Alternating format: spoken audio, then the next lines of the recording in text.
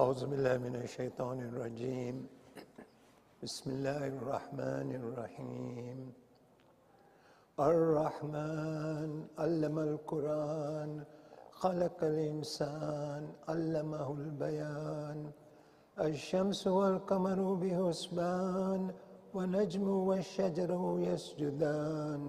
والسماء رفعها ووضع الميزان ألا تطغوا في الميزان وأقيموا الوزن بالقسط ولا تخسروا الميزان. والأرض وضعها للأنام فيها فاكهة والنخل ذات الأكمام والهب ذو العصف والريحان. فبأي آلاء ربكما تكذبان؟ خلق الإنسان من صلصال كالفخار وخلق الجان من مارج من نار. فبأي آلاء ربكما تكذبان؟ رب المشرقين ورب المغربين. فبأي آلاء ربكما تكذبان؟ مرج البحرين يلتقيان بينهما برزخ لا يبغيان. فبأي آلاء ربكما تكذبان؟ يخرج منهما لؤلؤ والمرجان. فبأي آلاء ربكما تكذبان؟ وله الجوار منشآت في البحر كالأعلام. فبأي آلاء ربكما تكذبان؟ كل من عليها فان فيبقى وجه ربك ذو الجلال والإكرام. فبأي آلاء ربكما تكذبان؟ يسأله من في السماوات والأرض كل يوم هو في شان. فبأي آلاء ربكما تكذبان؟ سنفرغ لكم أيها الثقلان. فبأي آلاء ربكما تكذبان؟ يا معشر الجن والإنس إن استطعتم أن تنفذوا من أقطار السماوات والأرض فانفذوا لا تنفذون إلا بالسلطان. فبأي آلاء ربكما تكذبان؟ يرسل عليكما شواظ من نار ونحاس فلا تنتصران. فبأي آلاء ربكما تكذبان؟ فإذا انشقت السماء فكانت وردة كالدهان. فبأي آلاء ربكما تكذبان؟ فيومئذ لا يسأل ذنبه إنس ولا جان. فبأي آلاء ربكما تكذبان؟ يعرف المجرمون بسيماهم فيؤخذ بالنواصي والأقدام. فبأي آلاء ربكما تكذبان؟ هذه جهنم التي يكذب بها المجرمون يطوفون بين وبين حميم آن. فبأي آلاء ربكما تكذبان؟ ولمن خاف مقام ربه جنتان. فبأي آلاء ربكما تكذبان؟ ذواتا أفنان. فبأي آلاء ربكما تكذبان؟ فيهما عينان تجريان. فبأي آلاء ربكما تكذبان؟ فيهما من كل فاكهة زوجان. فبأي آلاء ربكما تكذبان؟ متكئين على فرش بطائنها من استبرق وجنى الجنتين دان. فبأي آلاء ربكما تكذبان فيهن كاسرات الطرف لم يطمثهن إنس قبلهم ولا جان فبأي آلاء ربكما تكذبان كأنهن الياقوت والمرجان فبأي آلاء ربكما تكذبان هل جزاء الإحسان إلا الإحسان فبأي آلاء ربكما تكذبان ومن دونهما جنتان فبأي آلاء ربكما تكذبان مدهامتان فبأي آلاء ربكما تكذبان فيهما عينان نضاختان فبأي آلاء ربكما تكذبان فيهما فاكهة ونخل والرمان فبأي آلاء ربكما تكذبان فيهن خيرات حسان فبأي آلاء ربكما تكذبان حور مقصورات في الخيام فبأي آلاء ربكما تكذبان لم يطمثهن إنس قبلهم ولا جان فبأي آلاء ربكما تكذبان متكئين على رفرف خضر وأبكر حسان فبأي آلاء ربكما تكذبان تبارك اسم ربك ذي الجلال والإكرام آمنا بالله صدق الله العلي العظيم.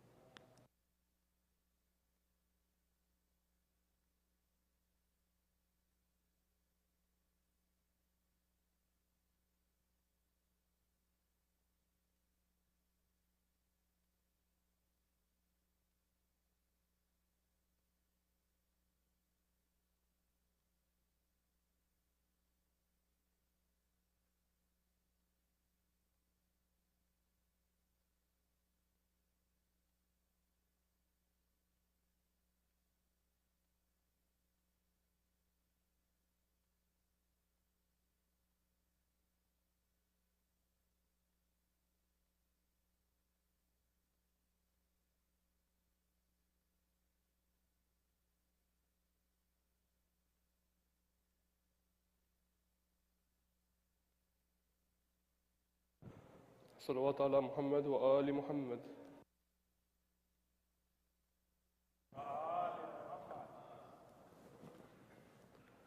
بسم الله الرحمن الرحيم. اللهم صل على محمد وآل محمد. عن جابر بن عبد الله الأنصاري عن فاطمة الزهراء عليها السلام بنت رسول الله صلى الله عليه وآله قال: سمعت فاطمة أنها قالت: دخل علي أبي رسول الله في بعض الأيام فقال: السلام عليك يا فاطمة. فقلت: عليك السلام. قال: إني أجد في بدني ضعفا. فقلت له: عيدك بالله يا أبتاه من الضعف. فقال: يا فاطمة ائتين بالكساء اليمان فغطين به. فأتيته بالكساء اليمان فغطيته به وصرت أنظر إليه وإذا وجهه يتلألأ كأنه البدر في ليلة تمامه وكماله. فما كانت إلا ساعة وإذا بولد الحسن قد أقبل وقال: السلام عليك يا أمه. وقلت: وعليك السلام يا قرة عيني وثمرة فؤادي. وقال: يا أمه إني أشم عندك رائحة طيبة كأنها رائحة جدي رسول الله صلى الله عليه وآله. فقلت نعم إن جدك تحت الكساء. فأقبل الحسن نحو الكساء وقال: السلام عليك يا جدة. يا رسول الله، أتأذنني أن أدخل معك تحت الكساء؟ فقال: وعليك السلام يا ولدي، ويا صاحب حوضي قد أذنت لك. فدخل معه تحت الكساء. فما كانت إلا ساعة وإذا بوليد الحسين عليه السلام قد أقبل وقال: السلام عليك يا أمه. فقلت: وعليك السلام يا ولدي، ويا قرة عيني وثمرة فؤادي. فقال لي: يا أمه، إني أشم عندك رائحة طيبة كأنها رائحة جدي رسول الله. فقلت: نعم، إن جدك وأخاك تحت الكساء. فدنا الحسين نحو الكساء وقال: السلام عليك يا جدة. السلام عليك يا من اختاره الله. أتأذنني أن أكون معكما تحت الكساء؟ فقال: وعليك السلام يا ولدي، ويا شافع أمتي قد أذنت لك. فدخل معهما تحت الكساء. فأقبل عند ذلك أبو الحسن علي بن أبي طالب وقال: السلام عليك يا بنت رسول الله. وقلت: وعليك السلام يا أبا الحسن ويا أمير المؤمنين. فقال: يا فاطمة، إني أشم عندك رائحة طيبة كأنها رائحة أخي وابن عمي رسول الله. وقلت: نعم، ها هو مع ولديك تحت الكساء. فأقبل علي نحو الكساء وقال: السلام عليك يا رسول الله. أتأذنني أن أكون معكم تحت الكساء؟ فقال: الله وعليك السلام يا أخي، ويا وصيي وخليفتي وصاحب لوائي قد أذنت لك. فدخل علي تحت الكساء. ثم أتيت نحو الكساء وقلت: السلام عليك يا أبتاه يا رسول الله. أتأذنني أن أكون معكم تحت الكساء؟ فقال: وعليك السلام يا بنتي، ويا بضعتي قد أذنت لك. فدخلت تحت الكساء.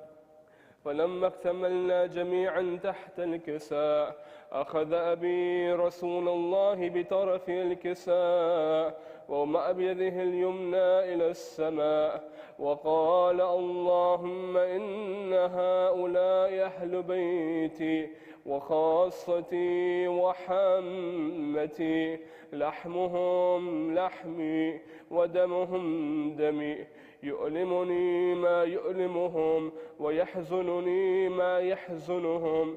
أنا حرب لمن حاربهم، وسلم لمن سالمهم، وعدو لمن عاداهم، ومحب لمن أحبهم.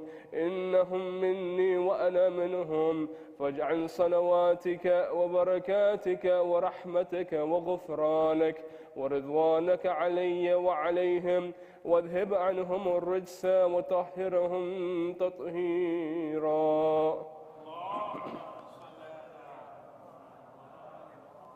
وقال الله عز وجل: يا ملائكتي ويا سكان سماواتي، إني ما خلقت سماء مبنية ولا أرضا مدحية ولا قمرا منيرا ولا شمسا مضيئة ولا فلقا يدور ولا بحرا يجري ولا فلكا يسري، إلا في محبة هؤلاء الخمسة الذين هم تحت الكساء. فقال الأمين جبرائيل: يا ربي، ومن تحت الكساء؟ وقال عز وجل: هم أهل بيت النبوة ومعدن الرسالة، هم فاطمة وأبوها وبعلها وبنوها.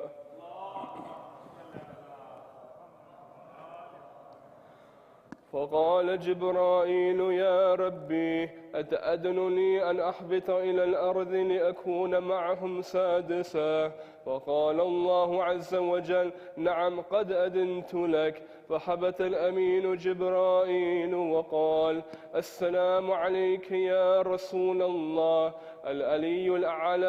العلي الأعلى يقرأك السلام ويخصك بتحية والإكرام، ويقول لك: وعزتي وجلالي إني ما خلقت سماء مبنية ولا أرضا مدحية ولا قمرا منيرا ولا شمسا مضيئا ولا فلقا يدور ولا بحرا يجري ولا فلكا يسري إلا لأجلكم ومحبتكم، وقد أذن لي أن أدخل معكم، فلتأذن لي يا رسول الله.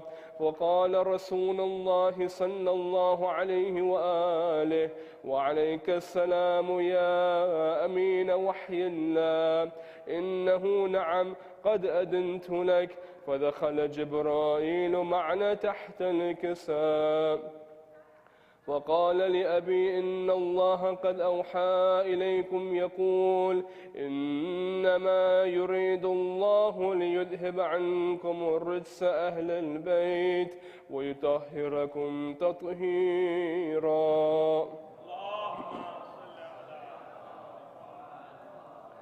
فقال علي لأبي: يا رسول الله، أخبرني ما لجلوسنا هذا تحت الكساء من الفضل عند الله. فقال النبي صلى الله عليه وآله: والذي بعثني بالحق نبيا واصطفاني بالرسالة نجيا، ما ذكر خبرنا هذا في محفل من محافل أهل الأرض وفيه جمع من شيعتنا ومحبينا إلا ونزلت عليهم الرحمة وحفت بهم الملائكة واستغفرت لهم إلى أن يتفرقوا.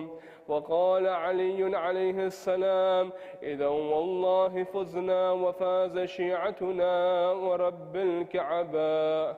فقال أبي: رسول الله صلى الله عليه وآله: يا علي، والذي بعثني بالحق نبيا واصطفاني بالرسالة نجيا، ما ذكر خبرنا هذا في محفل من محافل أهل الأرض وفيه جمع من شيعتنا ومحبينا وفيهم محموم إلا وفرج الله همه، ولا مغموم إلا وكشف الله غمه، ولا طالب حاجة إلا وقضى الله حاجته. وقال علي عليه السلام: إذا والله فزنا وسعدنا، وكذلك شيعتنا فازوا وسعدوا في الدنيا والآخرة ورب الكعبة.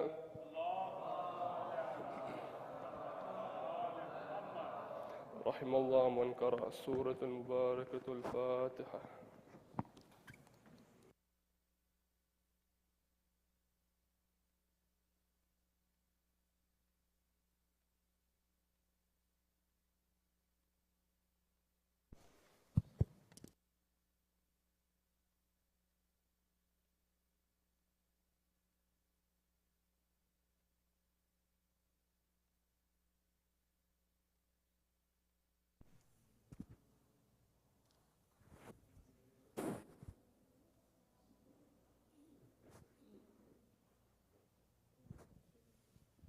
صلوات.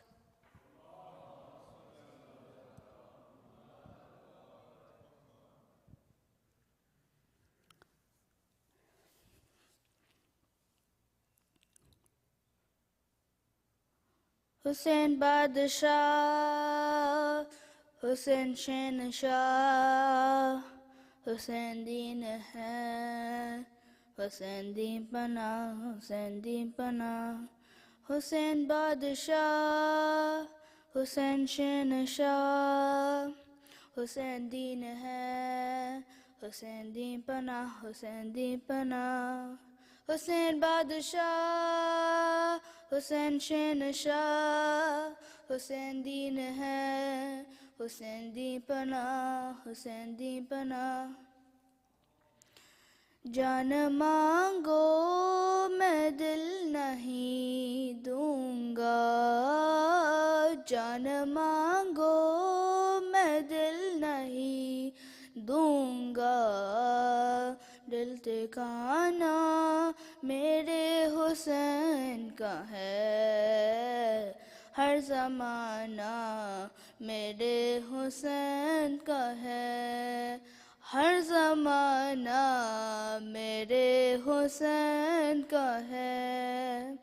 जिसकी खातिर ये कायनात बनी, जिसकी खातिर ये कायनात बनी, ऐसा नाना मेरे हुसैन का है, हर ज़माना मेरे हुसैन का है, हर ज़माना मेरे हुसैन का है। ये जो काबा है तुम न समझोगे, ये जो काबा है तुम न समझोगे। घर पुराना मेरे हुसैन का है, हर ज़माना मेरे हुसैन का है, हर ज़माना मेरे हुसैन का है। हुसैन बादशाह, हुसैन शहंशाह, हुसैन दीन है, हुसैन दी पनाह, हुसैन दी पनाह। रात से दिन जो ये निकलता है, रात से दिन जो ये निकलता है, मुस्कराना मेरे हुसैन का है, हर ज़माना मेरे हुसैन का है, हर ज़माना मेरे हुसैन का है। हुसैन बादशाह, हुसैन शहंशाह, हुसैन दीन है, हुसैन दीन पनाह, हुसैन दी पनाह। जब से घर में सजे हैं मेरे अलम, जब से घर में सजे हैं मेरे अलम, आना जाना मेरे हुसैन का है, हर ज़माना मेरे हुसैन का है, हर ज़माना मेरे हुसैन का है। मातमी जब कोई नजर आए, मातमी जब कोई नजर आए, मान जाना मेरे हुसैन का है, हर ज़माना मेरे हुसैन का है, हर ज़माना मेरे हुसैन का है।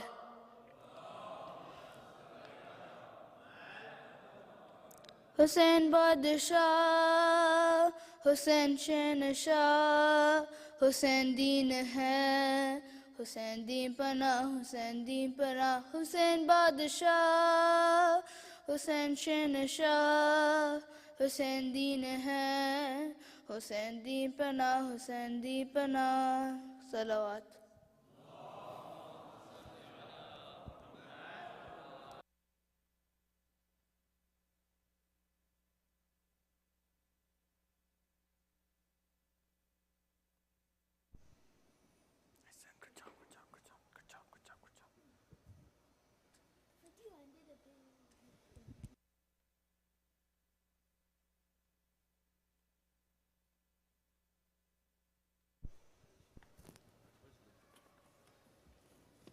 صلوا على محمد وآل محمد.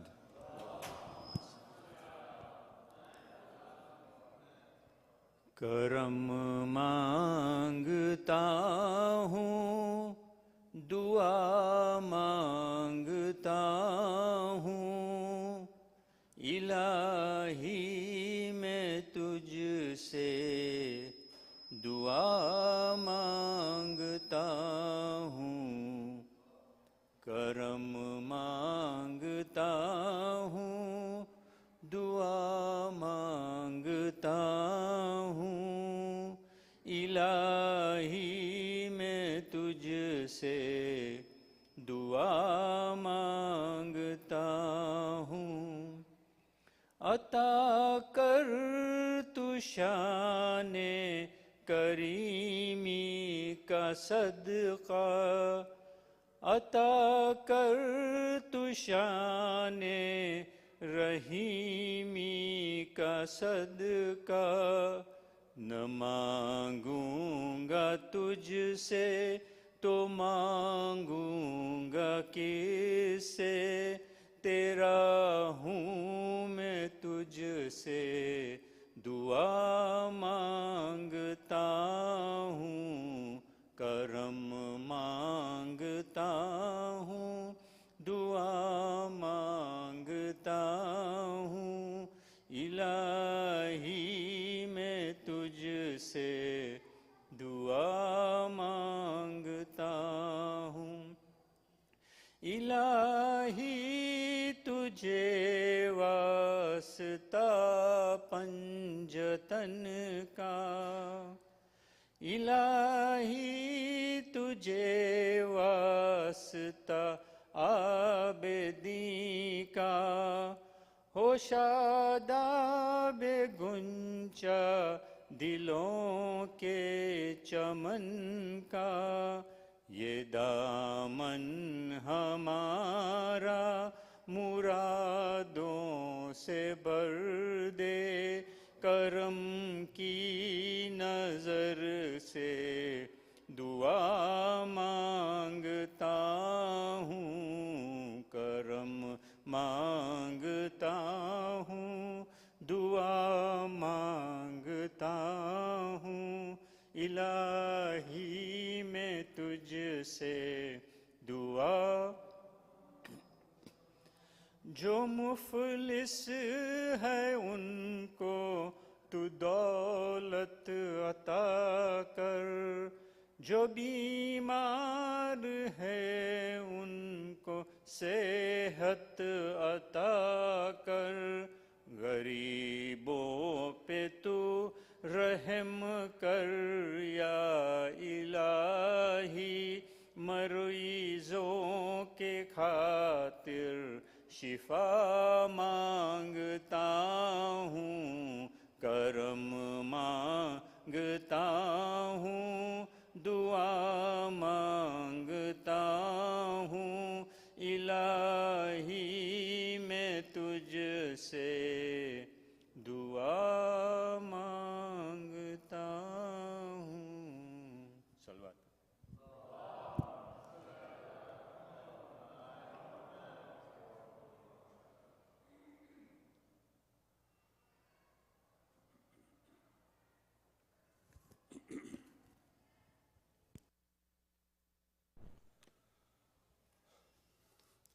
أعوذ بالله من الشيطان الرجيم. بسم الله الرحمن الرحيم. Honored guest speaker, Brother Aamel Unia, respected elders, brothers and sisters, Assalamu alaikum wa rahmatullahi wa barakatuh. On behalf of Masjid Hayy, we would like to extend a Kushal Mubarak to you all on the Wiladat Imam Sajjad alayhi salam. May Allah subhanahu wa ta'ala accept all of your du'as and continue to shower His blessings on this blessed nights of the holy month of Shaban. At this time, we invite the young ones to attend the workshop that is currently taking place upstairs. Please use the stairwells near the men's Zari room. Once again, the children that are going upstairs, please use the stairwells near the men's Zari room. Surah Fatiha is requested for the Salah Sabab of the marhumin listed on the screen and for all marhumin. Al-Fatiha.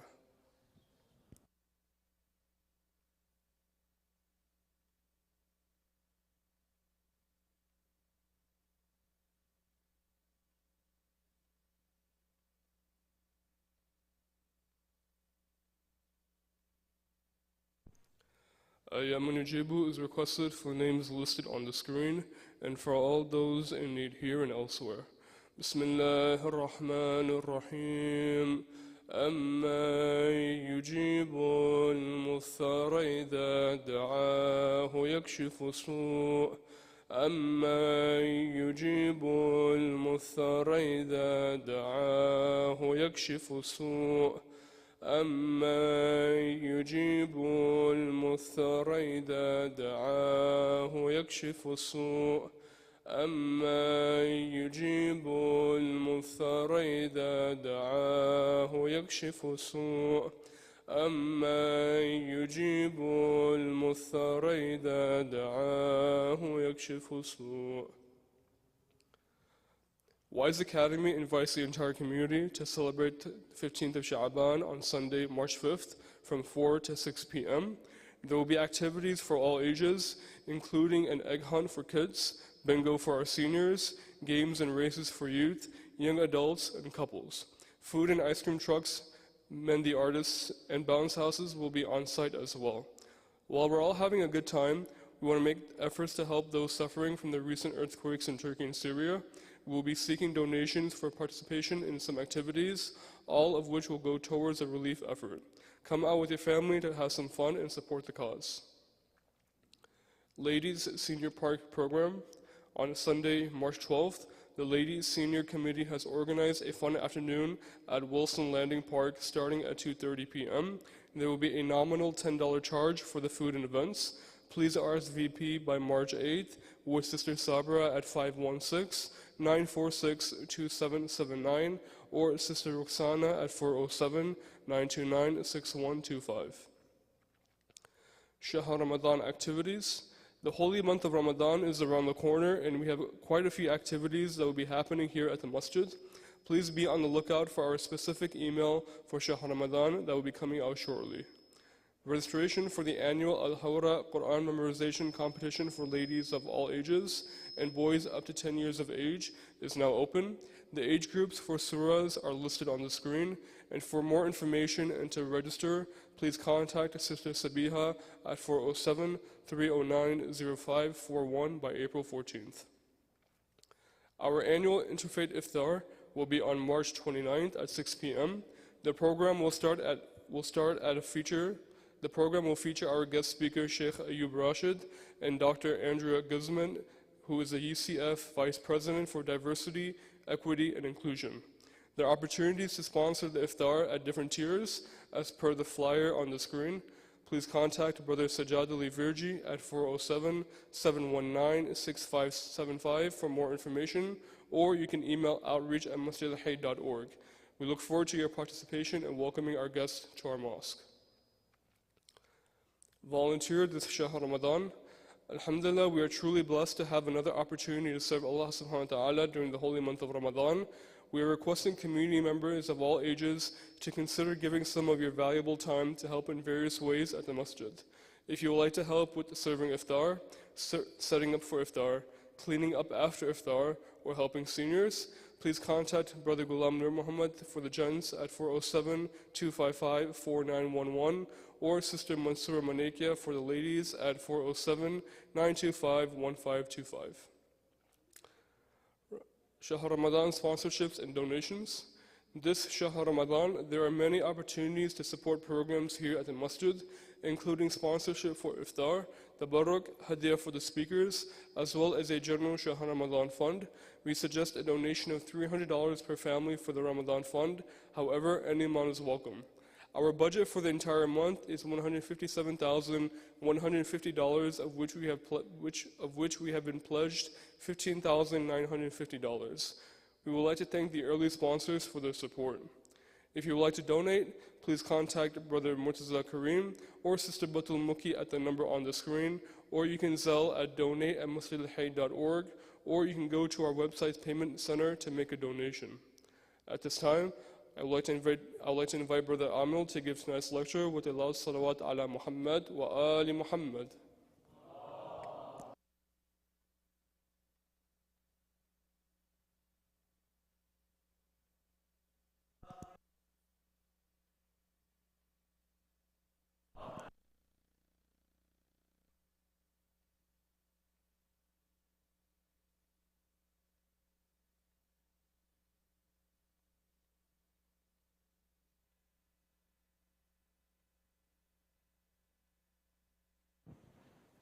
Let's recite Surah Al-Mubarakat Al-Fatiha.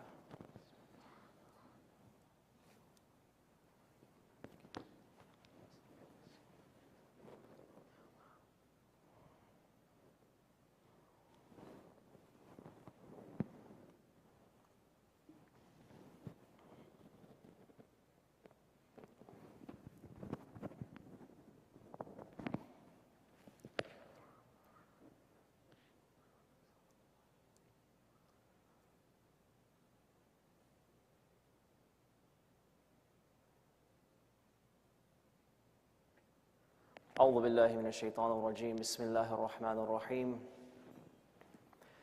الحمد لله رب العالمين والصلاة والسلام على أشرف الأنبياء والمرسلين والخاتم النبيين أبي القاسم محمد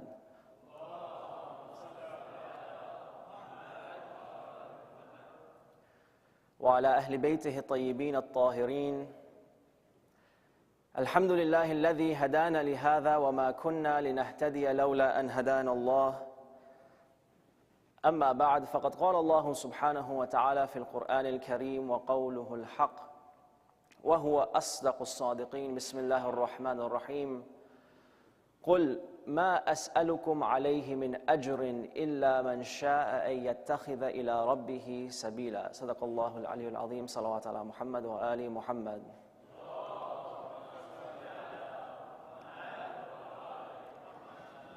My respected elders, brothers and sisters, Assalamu alaikum wa rahmatullahi wa barakatuh. All praise belongs to Allah subhanahu wa ta'ala, and I begin in His blessed name, as always, by first and foremost thanking Him for granting you and I this incredible existence due to His infinite mercy. And I thank Allah subhanahu wa ta'ala for once again granting us the opportunity to gather and have these celebrations in which we come together to remember Allah subhanahu wa ta'ala and to remember the divine agents and guides that Allah subhanahu wa ta'ala has sent to guide us towards Him. And it's important that we remind ourselves that our love for Ahlul Bayt, our remembrance of Ahlul Bayt, our reverence for Ahlul Bayt is not something that we concocted ourselves. It's not just some arbitrary ritual or custom that we came up with ourselves.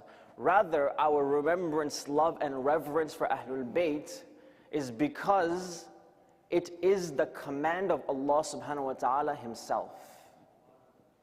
It is the command of Rasulullah Himself. For we know Allah subhanahu wa ta'ala in the Holy Quran, He tells Rasulullah that when the people come to you and they ask you that Rasulullah, what can we do to reward you for all that you've done for us? You have spent 60 plus years with us, and you have been honest, trustworthy, and you have worked to spread the religion of Allah. What can we do to reward you? What can we do to thank you, Rasulullah? Allah tells Rasulullah, I want you to tell the people, قُلْ لَا أَسْأَلُكُمْ عَلَيْهِ أَجْرًا إِلَّا الْمَوَدَّةَ فِي الْقُرْبَةِ. That Rasulullah tell them that I want nothing from you except that you have mawaddah of my near ones. Have mawaddah of Ahlul Bayt. And we know mawaddah means love. But not just lip service love, not just love that's in the heart. Because there's mahabba and there's mawaddah. Mahabba can be in the heart, I love this person. But mawaddah is the outward manifestation of love when you show the love with your actions. So, Allah tells Rasulullah, tell the people, I don't want any reward from you, except that you have mawaddah of Ahlul Bayt. And many of us have heard this ayah before. But very interestingly, if we examine the Holy Quran, there is another ayah in which Allah subhanahu wa ta'ala tells Rasulullah something very similar. That when the people come to you and they ask you that what can we do to benefit you, Rasulullah, what can we do to thank you, Rasulullah, for all that you have done for us? قُلْ مَا أَسْأَلُكُمْ عَلَيْهِ مِنْ أَجْرٍ إِلَّا مَنْ شَاءَ أَن يَتَّخِذَ إِلَىٰ رَبِّهِ سَبِيلًا. Allah tells Rasulullah, when they come to you and they ask you, what can we do to thank you for all that you've done for us? Tell them, I want nothing from you except he who can should take a path towards Allah subhanahu wa ta'ala. And we say, hold on a second. In one ayah, Allah is telling Rasulullah, tell the people, I want no reward from you except you have mawadda of Ahlul Bayt.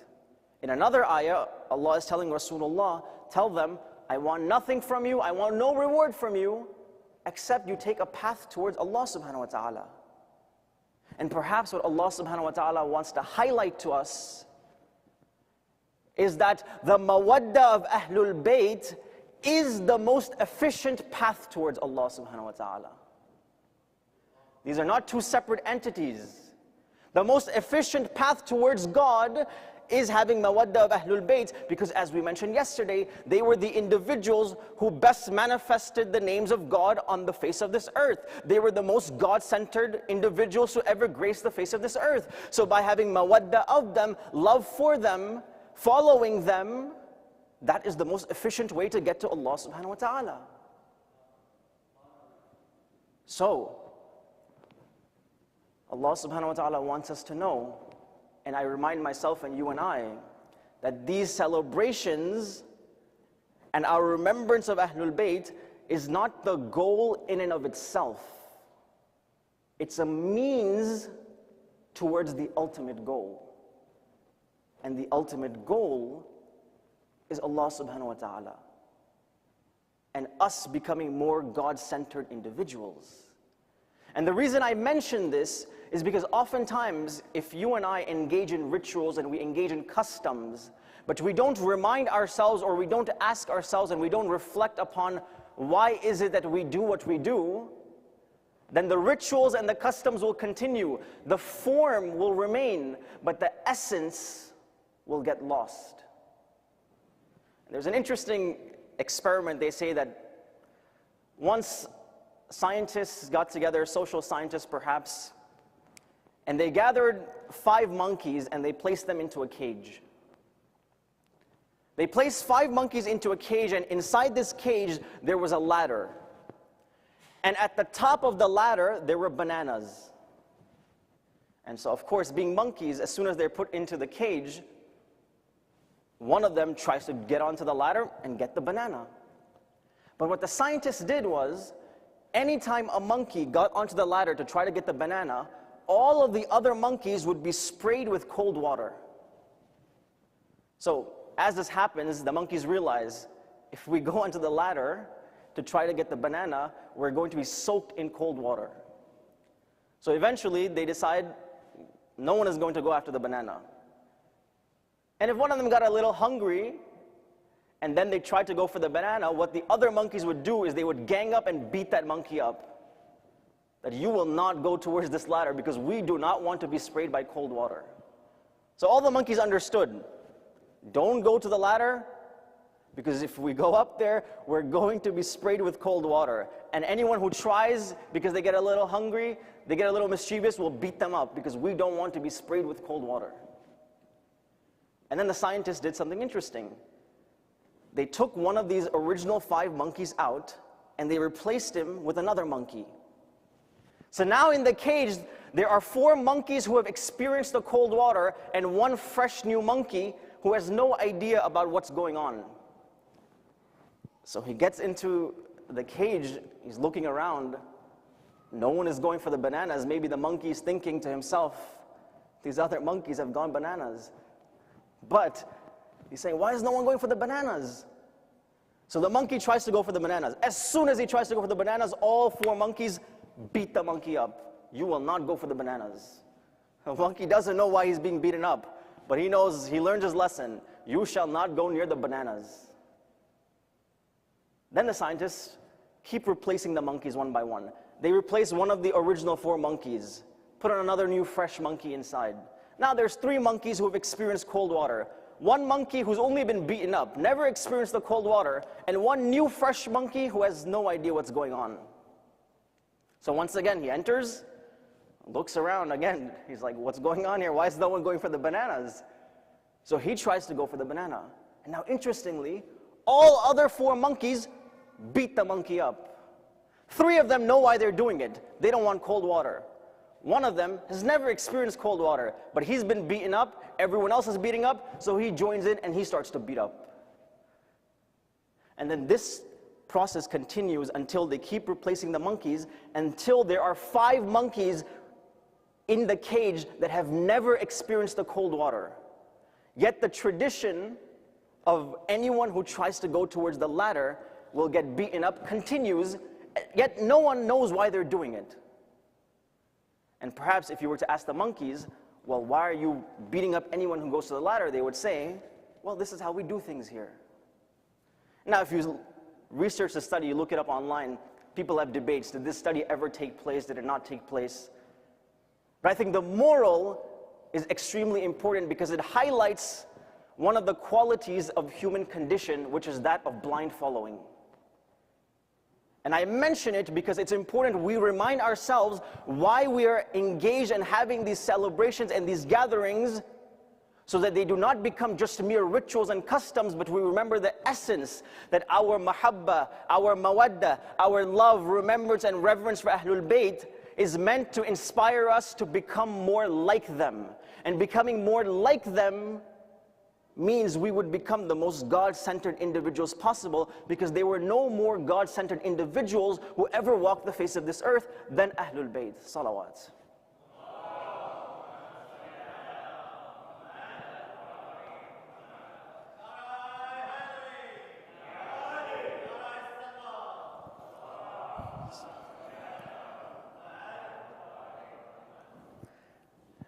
And there's a beautiful hadith that is mentioned in our riwayats, that at the time of our 6th holy Imam, the Imam is having a conversation with one of his eminent companions by the name of Zurara. And the Imam is having this conversation, and Imam is telling Zurara how there will come a time where the Shia community, where the world will no longer have access, direct access to the living Imam, referring to the time of Ghaibah, that there will come a time where the living Imam will no longer be directly accessible to the general public. And as a result, the Shia community will go through many difficulties during this time. Some will pass this examination, some will fail this examination. So Zurara, hearing about all of these difficulties that would happen during the time of Ghaibah, he asks the 6th Imam that, Imam, if I am to be alive during this time of Ghaibah, what action should I perform? What should I do to safeguard myself? What should I do to protect myself so I remain guided, I don't get lost? Imam tells him that you should recite this dua as much as you can. And the dua, by the way, this is the same dua, if you notice, after Jum'ah prayer is recited after Dhuhr Salah. Imam says you should recite the following dua: Allahumma arifni nafsaka, فَإِنَّكَ إِن لَمْ تُعَرِّفْنِي نَفْسَكَ لَمْ أَعْرِفْ نَبِيَّكَ. Oh Allah, allow me to have ma'rifah of you. Allow me to recognize you, oh Allah, because, oh Allah, if I don't recognize you, I will not recognize your Prophet.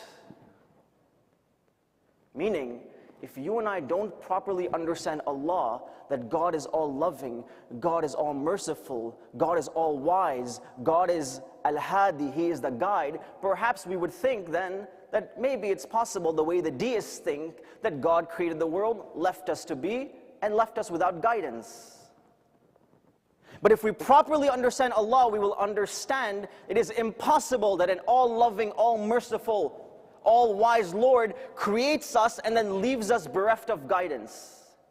So Imam says, Allahumma arifni nafsaka, فَإِنَّكَ إِن لَمْ تُعَرِّفْنِي نَفْسَكَ لَمْ أَعْرِفْ نَبِيَّ. Let me recognize you, O Allah, because if I don't recognize you, I won't even recognize your Prophet. Then the dua continues, Allahumma arifni rasulak, فَإِنَّكَ إِن لَمْ تُعَرِّفْنِي رَسُولَكَ لَمْ أَعْرِفْ حُجَّتَكَ. Oh Allah, let me recognize your messenger, because if I don't recognize your messenger, I will not recognize your hujjah, referring to the Imam. Because you see, if we properly understand who Rasulullah is, we will understand that a man such as Rasulullah, who was so wise, so caring, so loving, so compassionate, so calculated, there's no way he would leave the world without establishing a system to ensure mankind continues to remain guided. So, Allahumma arifni rasulak, فَإِنَّكَ إِن لَمْ تُعَرِّفْنِي رَسُولَكَ لَمْ أَعْرِفْ حُجَّتَكَ. If I don't recognize Rasulullah properly, then I will not recognize the hujjah of Allah, the living Imam. And then Allahumma arifni hujjatak, فَإِنَّكَ إِن لَمْ تُعَرِّفْنِي حُجَّتَكَ ضَلَلْتُ عَنْ دِينِي.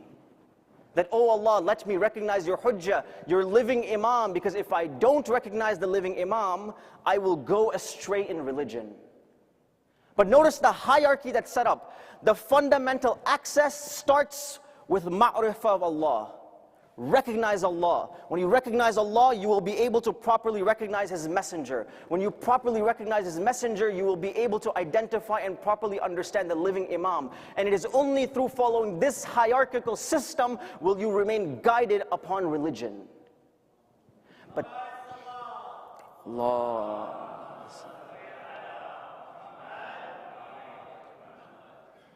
And that's why, very interestingly, in the Battle of Jamal, as you know, the Battle of Jamal is a war that took place, a civil war that took place at the time of Amir al-Mu'mineen, our first holy Imam. And in the books, it's mentioned that during the Battle of Jamal, while the battle is going on, a man comes to Amir al-Mu'mineen in the middle of the battlefield and he asks the Imam, that, Ya Amir al-Mu'mineen, what does it mean that God is one?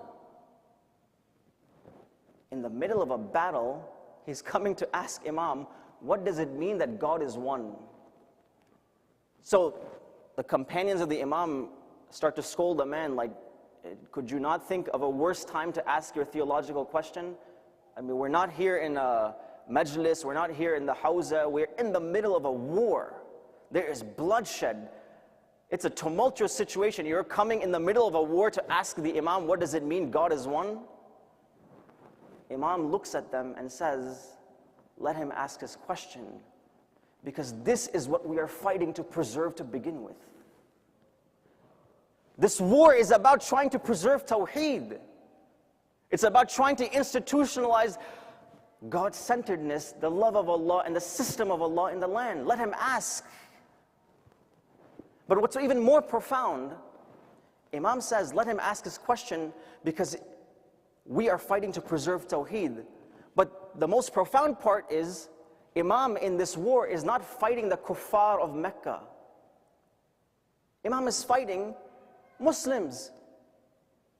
Battle of Jamal was a civil war. On the other side were also Muslims, companions of Rasulullah, the likes of Talha, Zubair, and we know all of the various other companions that were present. It was a civil war amongst Muslims. Yet Imam still says that we are fighting this war to preserve Tawheed. We're fighting this war for Tawheed. Meaning the Imam is highlighting that if the people on the other side had properly understood Tawheed, they would not be raising their swords against the hujjah of Allah as appointed by Rasulullah, as dictated by Allah Himself. Meaning the fact that they are raising their swords against me shows they have not properly understood Tawheed to begin with. So you can be Muslim, but if you don't properly understand Tawheed and the system of Allah that works through Allah, Rasulullah, and the divine agents of God, you will raise your swords against the very divine agents of God that God sent to guide you and I. And on a similar note, I want to recall the story of Imam al-Rida alayhi salam.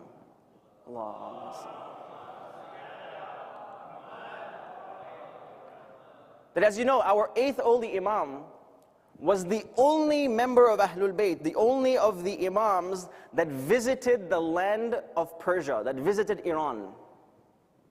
Because as you know, he was caught up in the political games of the Abbasids, and they wanted him to come to Marv, which is Mashhad, Khurasan area. And so the Imam is forced to travel to Iran. As per the order of the Abbasid Khalifa. As the Imam is traveling towards Iran, he stops in an area called Nishapur. Now I want us to try to understand the context of the situation. A descendant of Rasulullah, the living Imam, is traveling to Iran for the first time.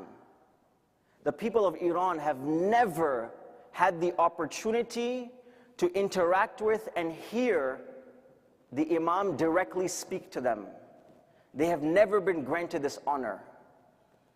So it is a huge deal that a grandson of Rasulullah is going to be passing through this area, is coming to Iran. And so the people are eagerly awaiting the Imam to pass by this town, and they want to hear the Imam speak. And Naishapur was a town that was known to have many muhaddithin, many knowledgeable scholars of religion, many learned individuals, and they all wanted to hear the grandson of Rasulullah speak for the first time.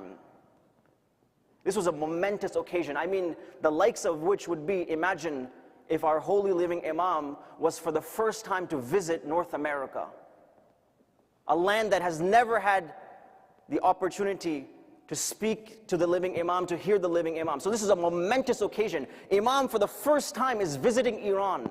Everyone wants to hear him speak when he comes to Naishapur. And they are scholars of religion, muhaddithin. Everyone wants to hear, what is the grandson of Rasulullah going to tell us? What is he going to advise us? Imam al-Rida arrives in the town. They insist he gives them advice. He speaks to them.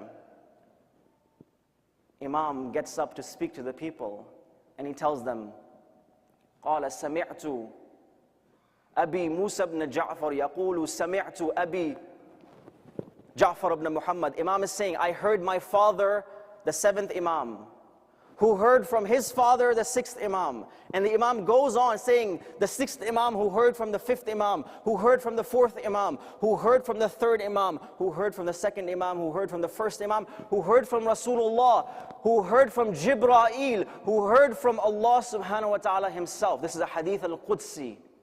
This hadith is known as having a golden chain because it's one ma'soom after the another, infallible after infallible, from God himself. And what does the Imam quote? What is the statement of Allah subhanahu wa ta'ala himself? It says, كَلِمَةُ لَا إِلَهَ إِلَّا اللَّهَ حِسْنِي فَمَنْ دَخَلَ حِسْنِي أَمِنَ مِنْ عَذَابِي. He says, the statement of La ilaha illallah, there is no deity being worthy of being worshipped except Allah, is my fortress. And whoever enters my fortress will remain safe from my punishment. But first, I want us to ponder that of all the subjects in the world, the eighth Imam could have chosen to spoke about, to a community that had never heard him speak, to a community of scholars, muhaddithin, in a land that the grandson of Rasulullah had never traveled to, the topic, the first statement that he chose was to emphasize on Tawheed. Kalimatu la ilaha illallah hisni, faman dakhala hisni amina min adhabi. That Allah says, that statement is my fortress. Whoever enters my fortress is safe from my punishment. And by the way, not just the punishment of Allah on the Day of Judgment, the punishment of Allah here in this world too. Because what is the punishment of Allah? Because you see, if you and I don't remember Allah, we don't hold on to Allah, we don't do dhikrullah, then when we look around the world and we see all the carnage, the evil, the destruction, the stress, the anxiety, the depression, the suffering, all the problems of the world, life is like a living hell. There's no meaning, there's no purpose, there's so much problem. So Allah subhanahu wa ta'ala is saying, if you want to stay away and not be affected by all of these problems, enter my fortress. My fortress is you internalizing La ilaha illallah, becoming a God-centered individual. Because now when you're a God-centered individual, with God in the picture, your life has meaning, your life has purpose. The sufferings, the problems have surfaced, have meaning. So enter this kalimatul la ilaha illallah and you will be safe and protected from my punishment. And the punishment of Allah is the consequence of us deviating from the guidance of Allah, us choosing to follow our own lowly desires. You choose to follow your own lowly desires, Allah says, you will suffer from the consequences yourself. Allah promises in the Quran, وَمَنْ أَعْرَضَ عَنْ ذِكْرِي فَإِنَّ لَهُ مَعِيشَةً ضَنْكَ. Whoever turns away from my remembrance, Allah says, you will live a miserable life. It's a guarantee. Because without Allah, there is no meaning, there is no purpose to life. You can say, no, that's not true. I can hold on to, for example, my spouse. My spouse will be my security. I will hold on to her. But guess what? Your spouse may one day leave this world. So now your sense of security will be broken. You say, no, no, no. My security is in my wealth, is in my job. But guess what? You may lose your job. You may lose all your wealth. Then your sense of security is broken. You say, no, my sense of security is my parents. But guess what? Your parents may leave the world before you. So again, your sense of security is broken. Well then, who is the only entity that is the fixed constant and is eternally stable, and Al-Hayy, the ever-living? So Allah says, hold on to me, enter my fortress, internalize God-centeredness, and you will be protected, and you will have that peace and tranquility. You will be safeguarded from the punishments and the difficulties and the sufferings of the world.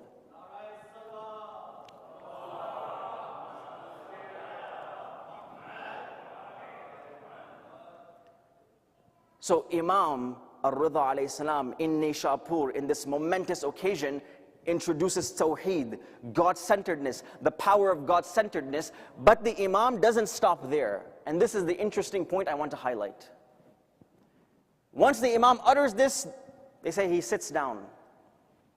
But then he stands up again. And then he says, بِشَرْطِهَا وَشُرُوطِهَا وَأَنَا مِنْ شُرُوطِهَا. Imam says this statement has conditions. This statement, the fortress of La ilaha illallah and being protected, it has conditions. And the Imam says, I am one of those conditions.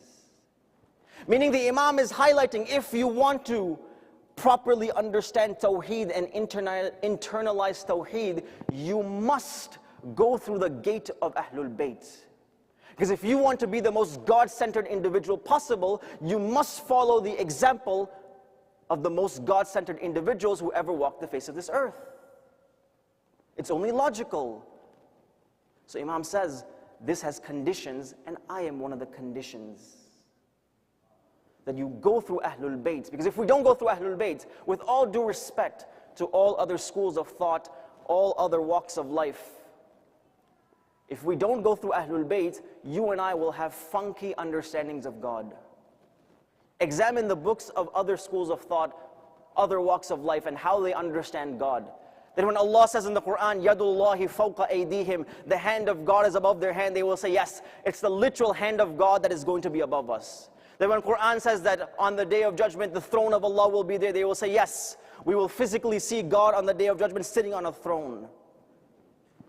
These are the kinds of understandings you get of God. This is your imagination, your understanding of Tawheed when you don't enter through the right gate, when you don't fulfill the condition, and that condition is Ahlul Bayt. So I remind us that our remembrance, our love and reverence from Ahlul Bayt is because they are the most efficient way towards Allah subhanahu wa ta'ala. We love them and revere them because we want to get to Allah subhanahu wa ta'ala. And it is their lives that show us how to get to Allah subhanahu wa ta'ala in the most optimal manner. And how befitting is it that you and I today have gathered to celebrate an individual who was known as Zayn Al-Abideen.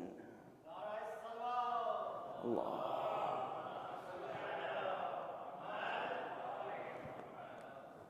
An individual, our fourth holy living Imam, who was referred to, was given the title of adornment of worshippers.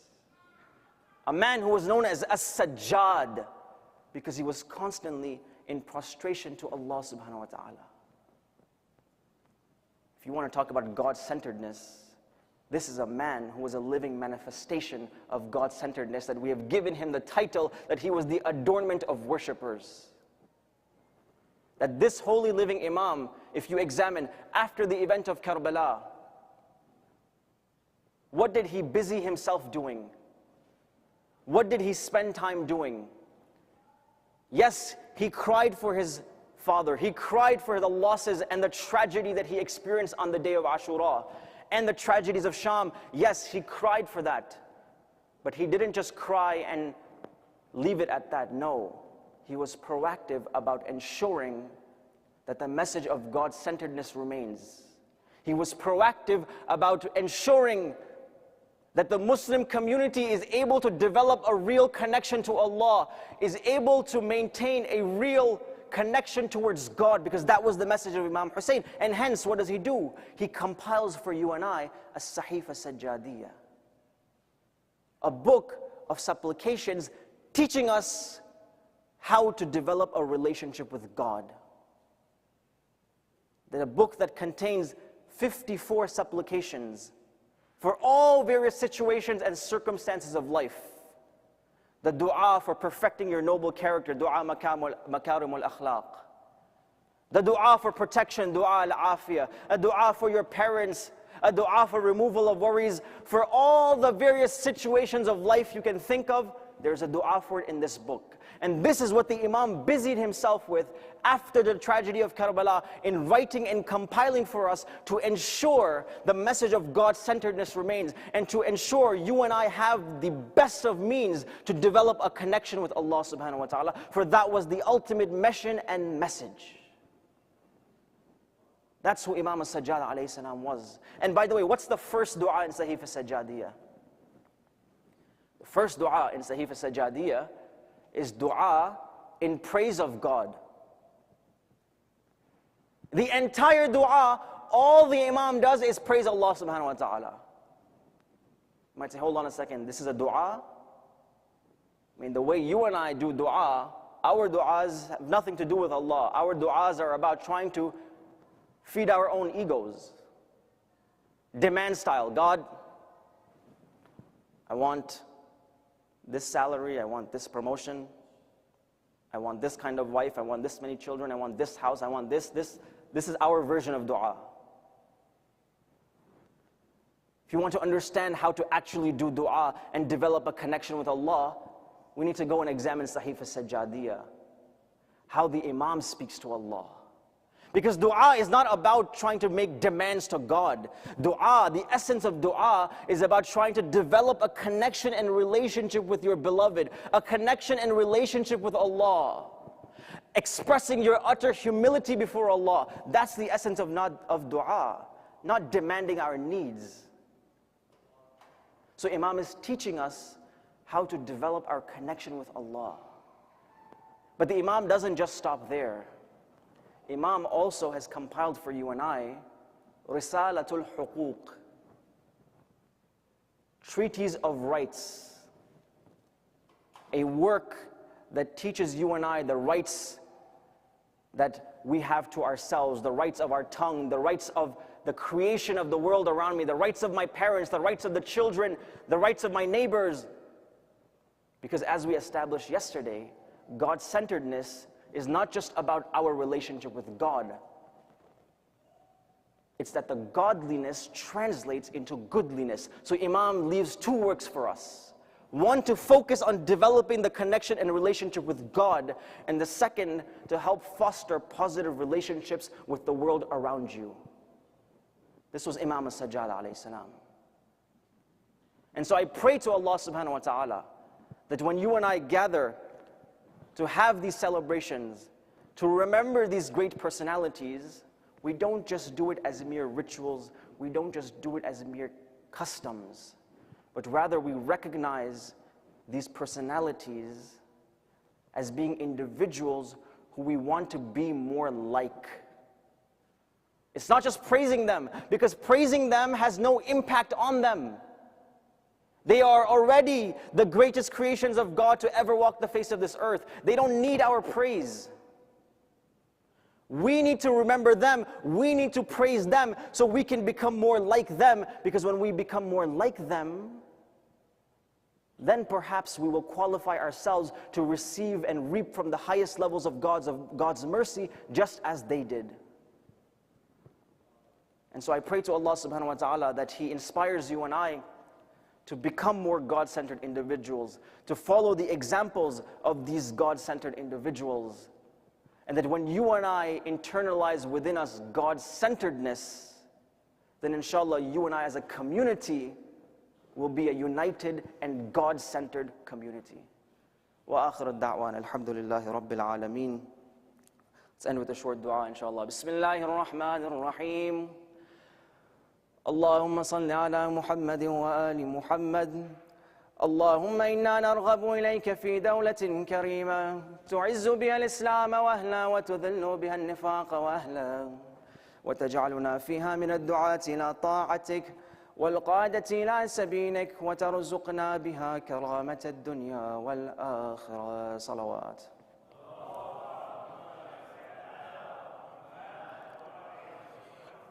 And on that note, tonight being the final night of this 3-night series where we've been celebrating these personalities, it's been my honor to be here amongst you all.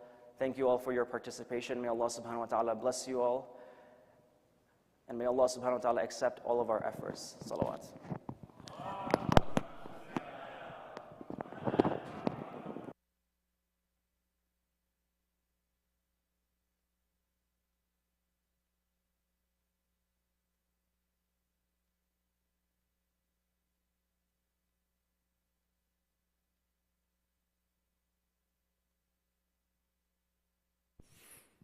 أعوذ بالله من الشيطان الرجيم. بسم الله الرحمن الرحيم. Honored guest speaker, Brother Aamel Unia, respected elders, brothers and sisters, Assalamu alaikum wa rahmatullahi wa barakatuh. We would like to thank you, Brother Aamel, for giving us this amazing opportunity to hear you out, inshallah, and we look forward to seeing you here, inshallah. Let us all say a loud salawat for his.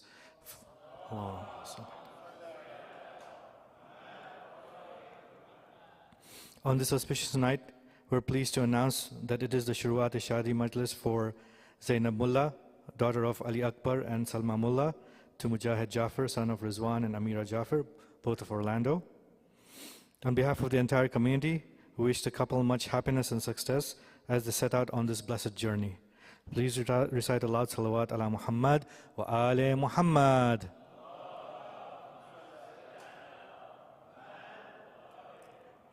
Can I now invite Brother Murtaza Ghulam Hussain to give us a qasida, inshallah. Muhammad wa ali Muhammad, salawat.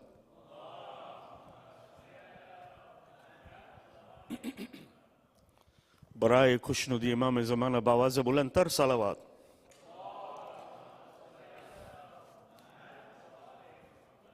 रजब और शाबां के महीने हैं बहार के, रजब और शाबां के महीने हैं बहार के. कई नूर उतरे इसमें परवरदिगार के. रजब और शाबां के महीने या अली, रजब और शाबां के महीने हैं बहार के.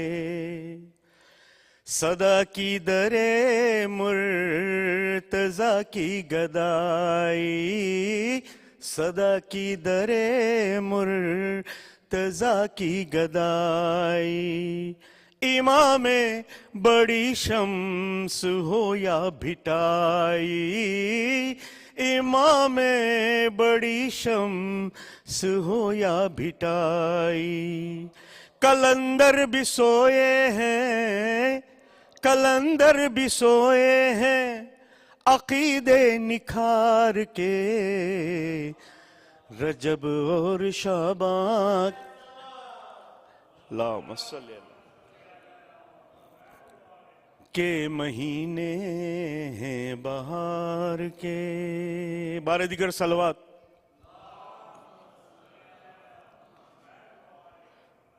चांद शाबान का दे रहा है सदा, दहर में सानिए फातिमा गई। यूं तो अब्बास है सैयदा की दुआ, अब दिले मुर्तजा की दुआ गई। पहले तस्वीर सरकार आए हसन, फिर हुसैन आए बनकर बहारे चमन। पाक लोगों की यूं सज गई अंजुमन, शाहजादी बनी धड़कने पंजतन। शाहजादी बनी धड़कने पंजतन। दहर में पहली जहरा हुई सैयदा, इस तरह दूसरी सैयदा गई। या अली अल्लाहुम्मा सल्ली अला मुहम्मद व आले मुहम्मद।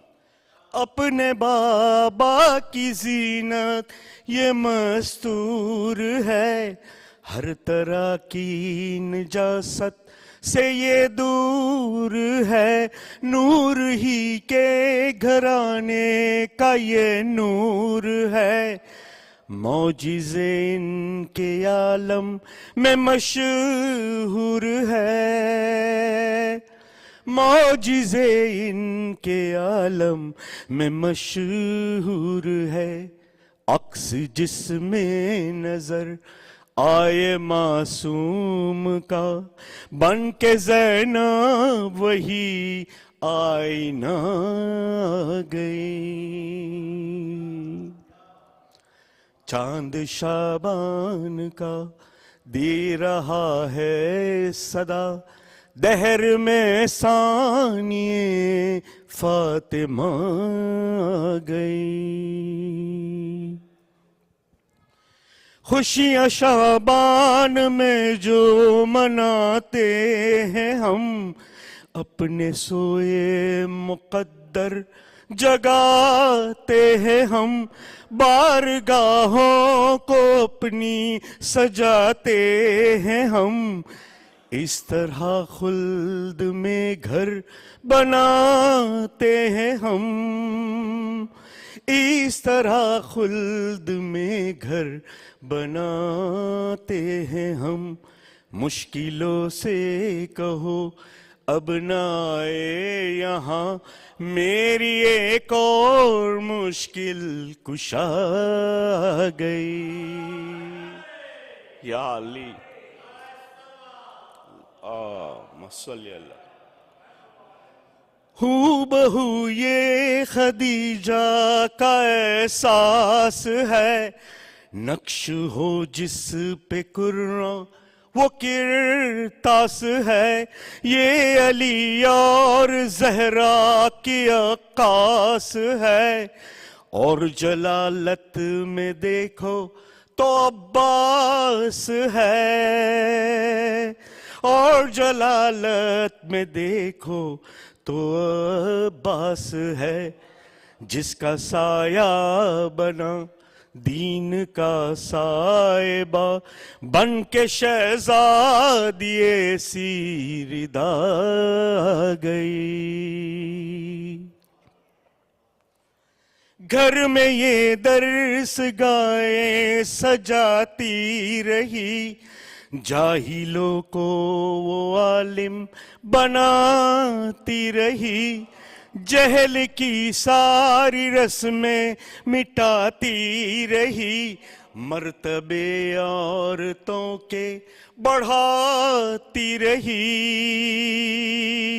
मर्तबे औरतों के बढ़ाती रही।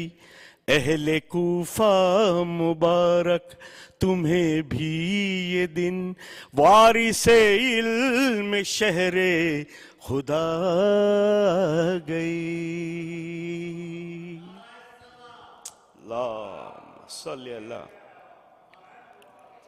चांद शाबान का दे रहा है सदा, दहर में सानिए फातिमा गई।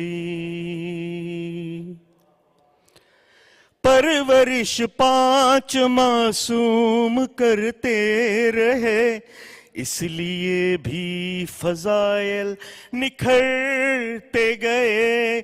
जैसे जैसे जमाने गुजरते रहे, नक्श मासूमियत के उभरते रहे, नक्श मासूमियत के उभरते रहे।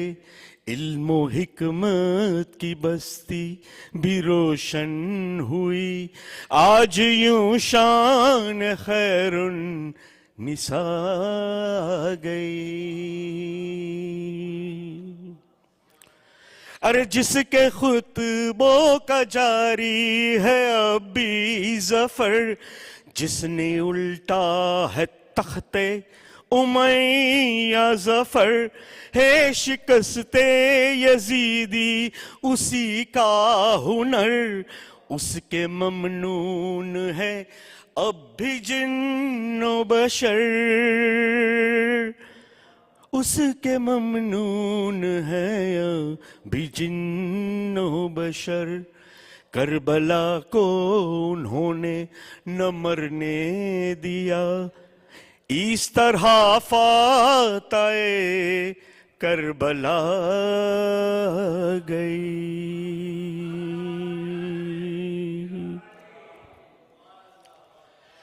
चांद शाबान का दे रहा है सदा, दहर में सानिए फातिमा गई।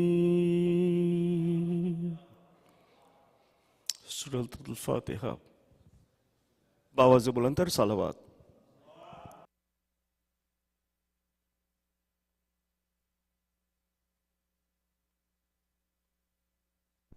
Ziyarat.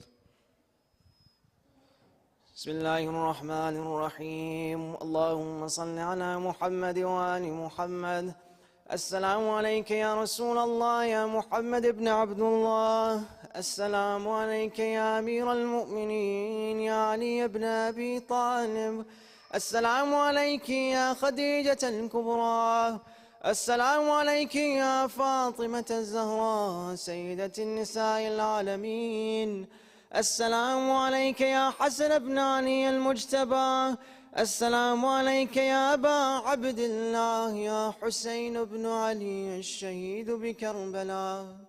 السلام عليك يا علي بن الحسين زين العابدين ومحمد بن علي الباقر وجعفر بن محمد الصادق وموسى بن جعفر الكاظم وعلي بن موسى الرضا ومحمد بن علي الجواد وعلي بن محمد الهادي والحسن بن علي العسكري.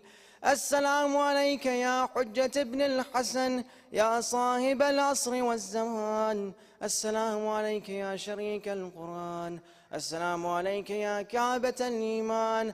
السلام عليك يا إمامنا وإمام الإنس والجان ورحمة الله وبركاته. اللهم كل وليك الحجة ابن الحسن صلواتك عليه وعلى آبائه في هذه الساعة وفي كل ساعة وليا وحافظا وقائدا وناصرا ودليلا وعينا حتى وتمتعوا فيها طويلا برحمتك يا أرحم الراحمين. وصلى الله على سيدنا ونبينا محمد وعلى أهل بيته الطيبين الطاهرين.